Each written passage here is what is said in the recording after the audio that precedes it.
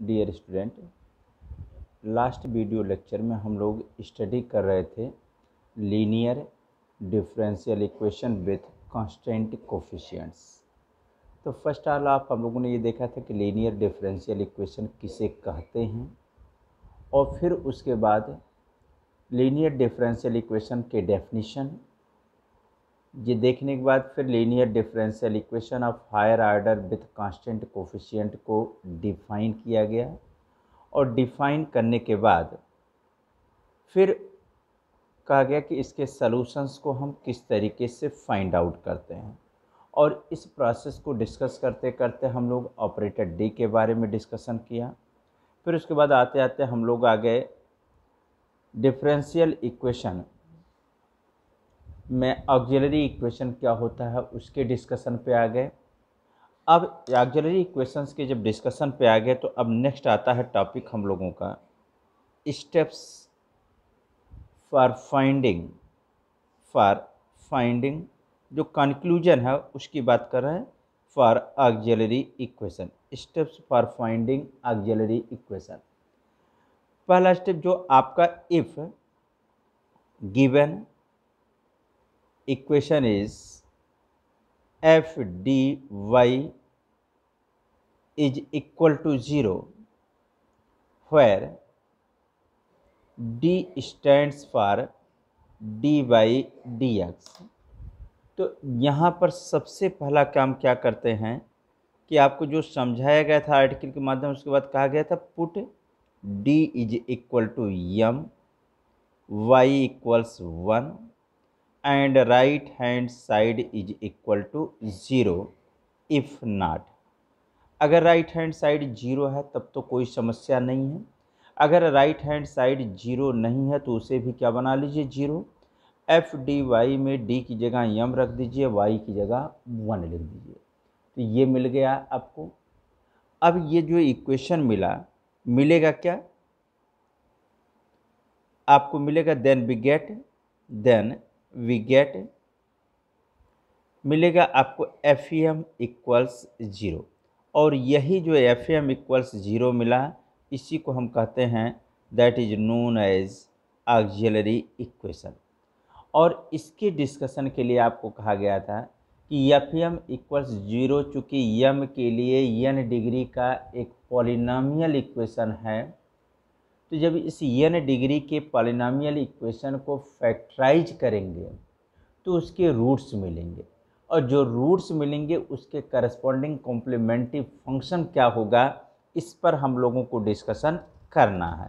तो next topic हम start करते हैं। जो मेन है आज हम लोगों को डिस्कस करना है वह है rules for finding the complementary function, for finding the complementary function. ये हो गया कॉम्प्लीमेंट्री फंक्शन पाने के लिए रूल्स क्या होंगे, ये इसकी बात हम करें। ओके, तो let the given equation is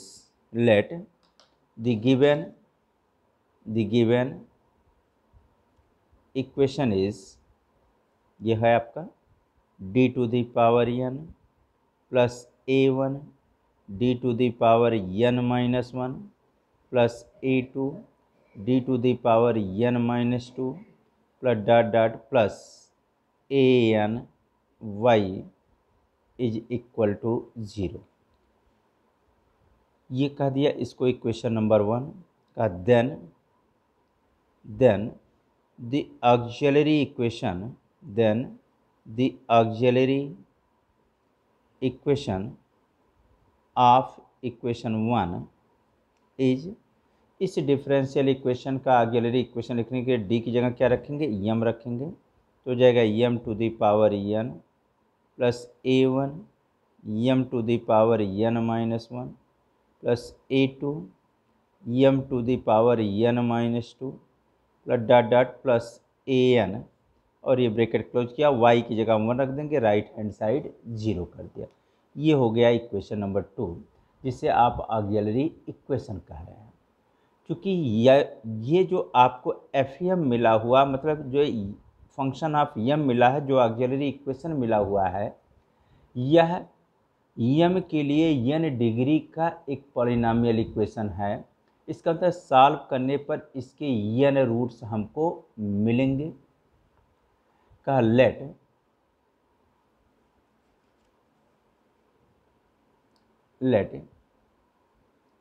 M equals m1, m2, m3, mn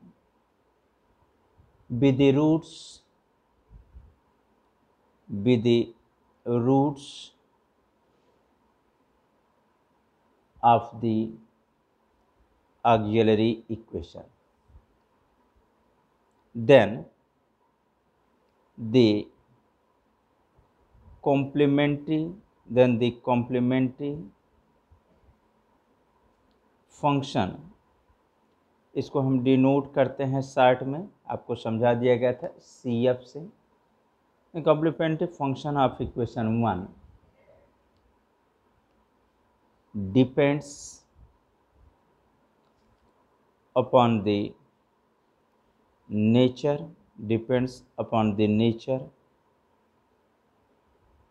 of roots of the auxiliary equation। मतलब जब एफ एम के लिए एन डिग्री का एक पॉलिनॉमियल इक्वेशन है तो इसको फैक्टराइज करेंगे, तो आपने कहा कि every polynomial degree of n has exactly n roots, इसका मतलब इसके भी एन रूट्स मिलेंगे। लेकिन इस दिए गए डिफरेंशियल इक्वेशन का जो कॉम्प्लीमेंट्री फंक्शन होगा वह कॉम्प्लीमेंट्री फंक्शन इन रूट्स के नेचर पर डिपेंड करेगा। मीन्स हो सकता है जो रूट्स मिलें वह रियल एंड डिफरेंट हों, हो सकता है जो रूट्स मिलें वह रियल एंड इक्वल हों, हो सकता है जो रूट्स मिलें इमेजिनरी हों, हो सकता है जो रूट्स मिलें वह कुछ इमेजिनरी एंड रिपीटेड टाइप के हों, हो सकता है जो रूट्स मिलें वह इरेशनल रूट्स हों। तो इन कंडीशंस में हम कैसे प्रॉब्लम को सॉर्ट आउट करेंगे? पहला केस लेते हैं का केस फर्स्ट, एक समझा देते हैं प्रूव करके, एक दो बाकी हम ऐसे बता देंगे, ठीक है। When the roots of auxiliary equation, ए का मतलब auxiliary equation are real and distinct, मान लेते हैं कि जब आपने रूट्स फाइंड आउट किया, फाइंड आउट करने पे जो रूट्स आए वह रियल एंड डिफरेंट हो गए। Real and different in the sense means that is equation 1 is of the form d minus m1, मान लीजिए फैक्टराइज करने पे कुछ इस तरीके से मिला है, d minus m2, d minus m3 and dot so on d minus mn, n roots की बात हो रही है। Operated on y is equal to 0, यू में से इट इज इक्वेशन नंबर 3, ये कह दिया। या यहाँ से आप कह सकते हैं कि this can be written d minus m1 into y is equal to 0, d minus m2 into y is equal to 0, d minus m3 into y is equal to 0 and dot फिर आ जाएगा d minus mn into y is equal to 0। मतलब जितने roots मिल रहे हैं वह different हों, तो उस कंडीशन में let d minus m1 y is equal to 0। चूँकि d मीन्स आप पहले ही कह चुके हैं कि d बाई डी एक्स है, then this can be written as dy upon D x minus m1 y is equal to 0। अब जब आपने इसको ऐसा लिख दिया तो साफ साफ दिख रहा है कि यह फर्स्ट ऑर्डर फर्स्ट डिग्री का लीनियर डिफरेंशियल इक्वेशन है, तो इंटीग्रेटिंग फैक्टर फाइंड आउट करेंगे तो होता है e to the power integral of q, तो ये पी, तो यहाँ हो जाएगा -m1 into d x, integrating factor निकालना है तो जाएगा ई टू द पावर -m1x, ये आ गया आपका। क्लियर। अब सॉल्यूशन की बात आ रही का देयरफॉर सॉल्यूशन विल बी, का सॉल्यूशन क्या होगा, dependent variable y into integrating factor E to the power -m1x is equal to whole integral Q की जगह क्या है 0 into integrating factor E to the power -m1x dx plus arbitrary constant, ये आपका आता है प्लस आर्बिट्रेरी कांस्टेंट, ये आ गया। सिंप्लीफाई करेंगे तो आपको मिलेगा y into e to the power -m1x is equal to c1 और this will gives y equals c1। इसको ट्रांसपोज करके राइट हैंड साइड में ले जाएंगे तो ये हो जाएगा ई टू द पावर m1x, तो y इक्वल्स आपको मिल गया c1 e to the power m1x, ये आपको मिल गया। कहाँ से मिला, जब आपने ये कंसीडर किया d minus m1y is equal to 0, तो उसका सलूशन आया y equal c1 e to the power m1x। ऐसे ही सिमिलरली अगर हम d minus m2y is equal to 0 करें और इसका सलूशन फाइंड आउट करना चाहें तो ये आ जाएगा y is equal to c2 e to the power m2x, और इस प्रोसेस को ऐसे हम कंटिन्यू रखें तो d माइनस mn को जब y पर ऑपरेट कराएंगे तो जो रिजल्ट आएगा similarly we can say that will be cn into e to the power mnx, ये आ जाएगा आपका। इसका मतलब कहा देयरफॉर कॉम्प्लीमेंट्री फंक्शन, या कह सकते हैं देयरफॉर सॉल्यूशन ऑफ इक्वेशन 1, जिसका राइट हैंड साइड है इक्वेशन 1 आपके सामने ये है, तो solution of equation 1 may be written as y equals c1 e to the power m1x plus c2 e to the power m2x plus dot dot plus cn e to the power mnx। तो आप यह भी जानते हैं कोई भी problem कोई भी डिफरेंशियल इक्वेशन जितने आर्डर का होता है उसके सलूशन में उतने ही आर्बिट्रेरी कांस्टेंट होते हैं, तो यहाँ पर आपने उसके अकॉर्डिंग इस प्रॉब्लम को सॉल्व कर लिया है, कोई दिक्कत आपको नहीं। फिर अब मान लेते हैं कि रूट्स जब आपने फाइंड आउट करना शुरू किया, रूट्स एक्चुअली मतलब जो रूट्स आपने निकाला सेकंड केस ले लेते हैं, वह रूट्स रियल एंड इक्वल आने लगे। व्हेन, बस एक दो केस डिस्कस करेंगे। When the roots of auxiliary equation are real and equal.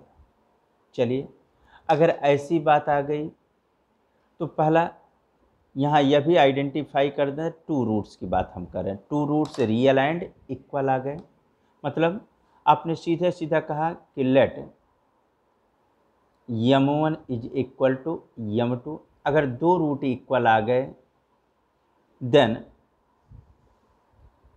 In this case solution of equation 3 जो आपने फैक्टर करके लिखा था, सॉल्यूशन ऑफ इक्वेशन 3 में बी रिटन एज इज, वह क्या हो जाएगा, y is equal to complementary function plus particular integral, right hand side 0 है तो पर्टिकुलर इंटीग्रल 0 होगा, यह हो जाएगा c1 e to the power m1x plus c2 e to the power m2x plus c3 e to the power m3x plus dot dot dot plus cn e to the power mnx। ये तो आपने solution निकाला है, अभी equation number 4 ये निकाला है। कब, जब रूट्स रियल एंड डिफरेंट हों, लेकिन आपने कह रखा कि दो रूट इक्वल हैं, तो दो रूट इक्वल हैं इसका मतलब c1 into m1 is equal to, because ये लिख दिया m1 is equal to m2। दो रूट्स अगर हम लोगों ने इक्वल मान लिया है तो इसका मतलब हो जाएगा c1 e to the power m1x plus C2, m2 की जगह m1 रखेंगे तो e to the power m1x common हो जाएगा, तो आ जाएगा C1 plus C2 into e to the power m1x, ये लिख दिया, plus C3 e to the power m3x and plus dot plus Cn e to the power mnx, इतना आ गया। अब जब आपने ये कह ही दिया तो आप यह भी जानते हैं कि दो कांस्टेंट का सम भी एक कांस्टेंट होता है, तो मान लेते हैं C1 plus C2 is equal to C, तो क्या C e to the power m1x plus C3 e to the power m3x and plus dot dot plus Cn e to the power mnx, ठीक है। और यहाँ ये कह दिया है कि C1 plus C2 is equal to C, मतलब दो कांस्टेंट का सम भी क्या होता है, एक कांस्टेंट होता है, ये हम भली भांति समझ रहे हैं, तो इसके ऐसा हम लिख सकते हैं। चूंकि दिया गया डिफरेंशियल इक्वेशन nth ऑर्डर का एक डिफरेंशियल इक्वेशन है, तो सॉल्यूशन में तो n रूट्स आने चाहिए, और यहाँ पर देखेंगे आपको n-1 रूट्स मिल रहे हैं, तो अगर n-1 रूट्स मिल रहे हैं इसका तो यह दिए गए प्रॉब्लम का रिक्वायर्ड सॉल्यूशन नहीं हो सकता है, नहीं हो सकता है। तो उस कंडीशन में कहा आपने कि therefore the part of CF means complementary function corresponding to the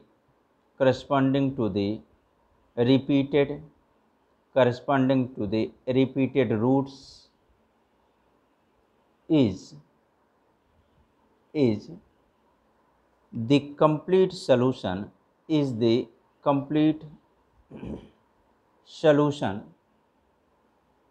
of d minus m1 into d minus m1 into y is equal to 0, क्योंकि d minus m1 d minus m2 था, तो d minus m2 m1 is equal to m2, तो m2 की जगह क्या रख दिया, m1 रख दिया।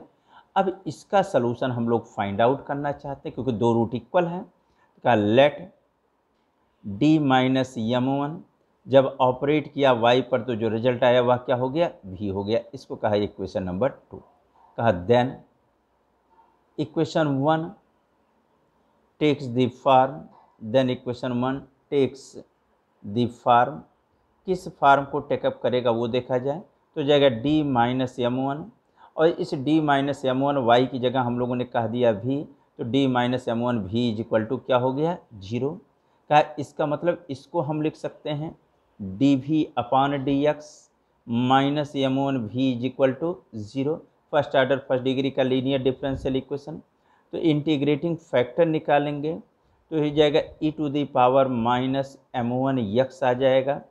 सॉल्यूशन लिखेंगे तो dependent variable into integrating factor is equal to whole integral q, q की जगह क्या है,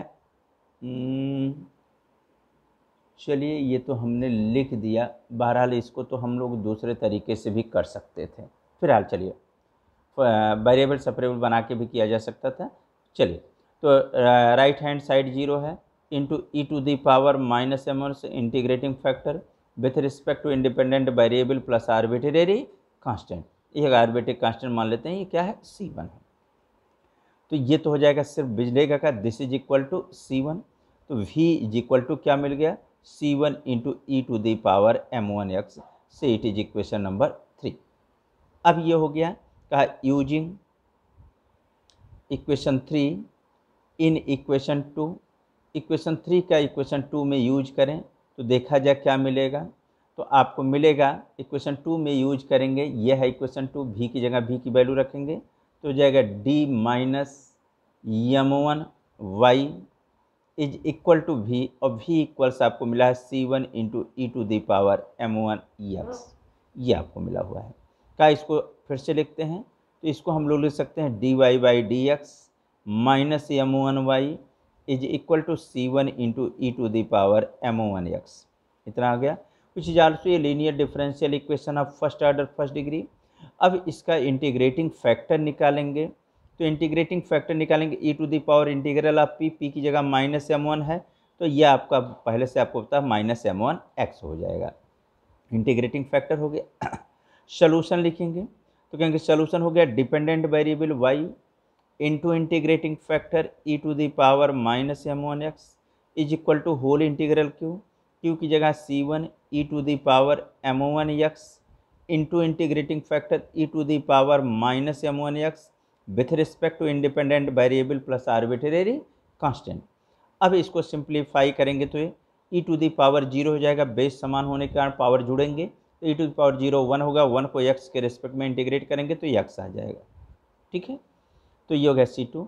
तो y इज इक्वल टू क्या हो जाएगा, का y इज इक्वल टू हो जाएगा c1x plus c2 into c1x plus c2 into e to the power m1x आ जाएगा, इतना आ जाएगा।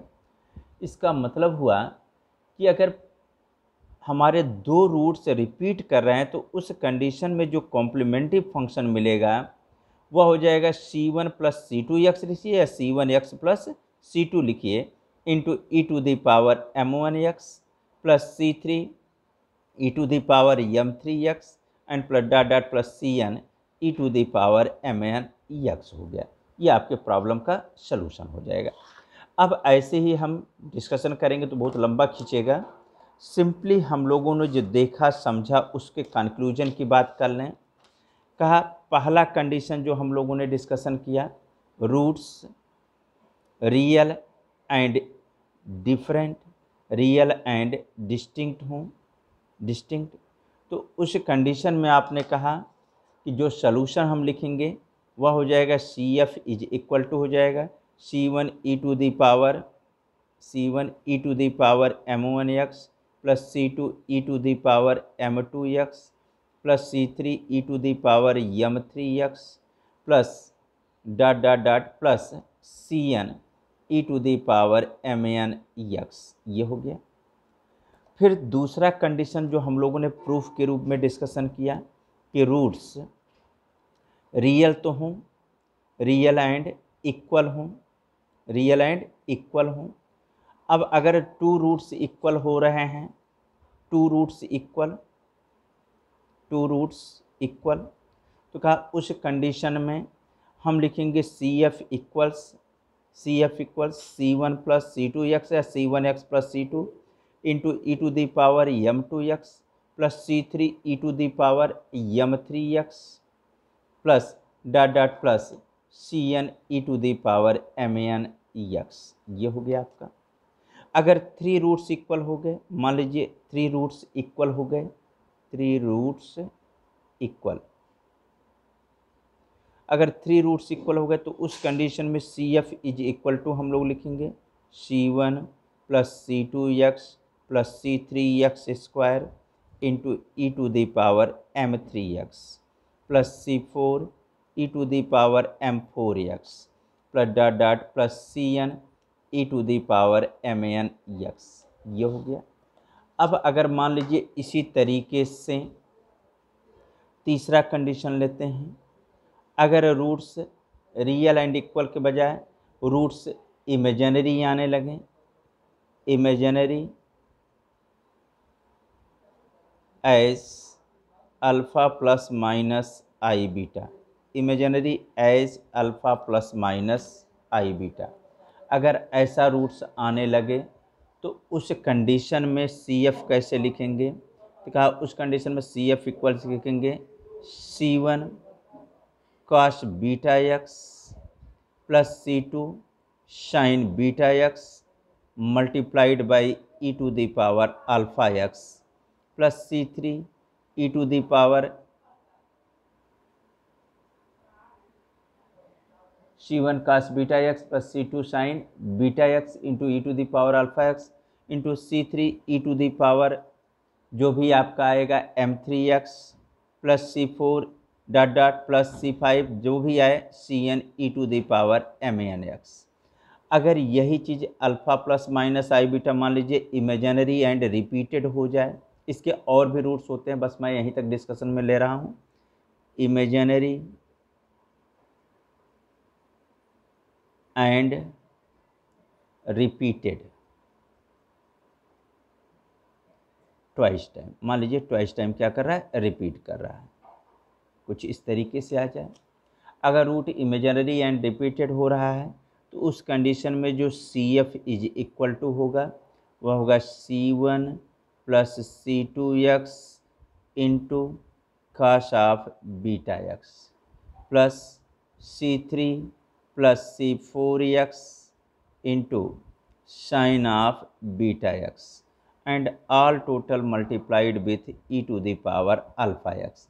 और फिर यहाँ जो शुरू होगा डिफरेंट रूट मान लेते हैं आते हैं, तो वो चूँकि C4 तक हो गया है तो यहाँ क्या आएगा C5 आएगा e to the power m5x and plus dot dot इस तरीके से प्लस लास्ट में Cn e to the power mnx, कुछ इस तरीके से आएगा। फिर इमेजिनरी एंड रिपीटेड मान लीजिए अगर थ्राइस टाइम रिपीट करता तो लिखते C1 plus C2x plus C3x square into cos of beta x. यहाँ लिखते C4 plus C5x plus C6x square sine of beta x and all total multiplied with e to the power alpha x, ये आ जाता। फिर next आता C6 e to the power m6x plus dot dot plus Cn e to the power mnx and so on. इस तरीके से हम लिखते हैं। अब यह भी संभावना हो सकती है कि जब आप रूट्स फाइंड आउट करें तो उस कंडीशन में जो रूट्स आए वह इरेशनल रूट आ जाए, irrational roots as alpha plus minus root beta. मान लीजिए एक रूट ऐसा मिल गया इरेशनल, तो जब इरेशनल रूट मिलता है तो उस कंडीशन में जब हम CF लिखते हैं तो CF इज इक्वल टू लिखते हैं C1 hyperbolic cos root beta x plus C2 hyperbolic sine root beta x and all total multiplied with e to the power alpha x. Clear? तो वो लिख देते हैं e to the power alpha x, ये हो गया आपका। तो अगर यहाँ इरेशनल में भी रिपीटेड होता तो लिखते C1 plus C2x into hyperbolic cosine root beta x plus C3 plus C4x into hyperbolic sine root beta x multiplied by e to the power alpha x. तो अब आपने ये देखा कि जब हम कॉम्प्लीमेंट्री फंक्शन पाने के लिए सबसे पहले ऑक्सिलरी इक्वेशन फाइंड आउट करेंगे, और ऑक्सिलरी इक्वेशन फाइंड आउट करने के लिए हम F D Y equals Q X में d की जगह m, y की जगह 1 और राइट हैंड साइड को 0 करेंगे। तो हमें ऑक्सिलरी इक्वेशन, उस ऑक्सिलरी इक्वेशन को जब फैक्टराइज करेंगे तो फैक्टराइज करने पर पहली संभावना हो सकती है रूट्स रियल एंड डिफरेंट आएँ। रूट्स रियल एंड डिफरेंट आएंगे तो CF इक्वल से लिखेंगे C1 e to the power m1x plus C2 e to the power m2x plus C3 e to the power m3x and so on. हो सकता है कि factor करें उनमें से कोई दो रूट इक्वल आ जाए, तो CF इक्वल्स हो जाएगा C1 plus C2x into e to the power m2x plus C3 e to the power m3x and so on. हो सकता है 3 रूट्स इक्वल हो जाएं, तो कुछ नहीं, C1 plus C2x plus C3x square into e to the power m3x plus C4 e to the power m4x and so on. हो सकता है roots imaginary like as alpha plus minus आई beta आ जाए, तो उसकी जगह C1 cos beta x plus C2 sine beta x into e to the power alpha x लिखते हैं। या कभी कभी हम इसको ऐसे भी लिख देते हैं C1 e to the power alpha x cos beta x plus C2 भी लिख देते हैं, या e to the power alpha x into C1 sine beta x plus C1 sine beta x plus C2 भी। तो इसके डिफरेंट फार्म है, but हम लोग मोस्ट कॉमनली इस फार्म को इसलिए लेते हैं क्योंकि इंजीनियरिंग प्रॉब्लम्स में मैक्सिमम हम वेव एंड ऑसिलेशंस वगैरह में जिस फॉर्मेट का यूज करते हैं, क्योंकि इसका नेचर साइन कोसाइन का पीरियाडिक भी होता है और मोशन जो होता है सर्कुलर भी होता है, सर्कुलर फंक्शन है। तो जहाँ सर्कुलर मोशन होता है या पीरियाडिक होता है वहाँ पर हम इस प्रॉब्लम का सलूशन टेकअप करते हैं। तो अप्लाइड में ज़्यादा मैक्सिमम हमारे सामने जो प्रॉब्लम आते हैं इसी फार्म में आते हैं, इसलिए हमने एक ही लिख रखा है। कहा गया अगर अल्फ़ा प्लस माइनस आई बीटा रिपीटेड फॉर्म में आ जाए तो रिपीटेड में आ जाएगा नो प्रॉब्लम। C1 की जगह लिख देंगे C1 plus C2 x cos beta x, C2 की जगह लिख देंगे C3 plus C4 x into sine beta x और all total multiplied with e to the power alpha x. फिर इसी तरीके से अगर इरेशनल रूट आ जा रहा है as alpha plus minus root beta तो क्या होगा, ये आपके सामने लिख दिया गया। अब सवाल होता है टू फाइंड पर्टिकुलर इंटीग्रल। तो to find particular integral, to find PI मतलब राइट हैंड साइड का सलूशन, तो पर्टिकुलर इंटीग्रल के लिए आपके पास सिर्फ और सिर्फ एक फार्मूला होता है कि P I is equal to होता है 1/FD ऑपरेटेड ऑन क्यू। ये फार्मूला हमारा होता है। अब क्यू क्या, क्यू तो फंक्शन ऑफ एक्स है। अब फंक्शन ऑफ एक्स के नेचर पर डिपेंड करेगा, तो 1/FD जब इस पर ऑपरेट करेगा तो पर्टिकुलर इंटीग्रल क्या होगा। हम लोग इसको बारी बारी से डिस्कशन करेंगे नेक्स्ट वीडियोज में। हो सकता है क्यू एक्स की जगह e⁻x, हो सकता है क्यू एक्स की जगह x⁻m हो सकता है क्यू एक्स की जगह sin x या cos x हो सकता है क्यू एक्स की जगह e⁻ax इंटू साइन एक्स या e⁻x इंटू cos x या e⁻x इंटू x⁻m, मतलब e⁻x इंटू भी, और भी सम फंक्शन ऑफ x हो।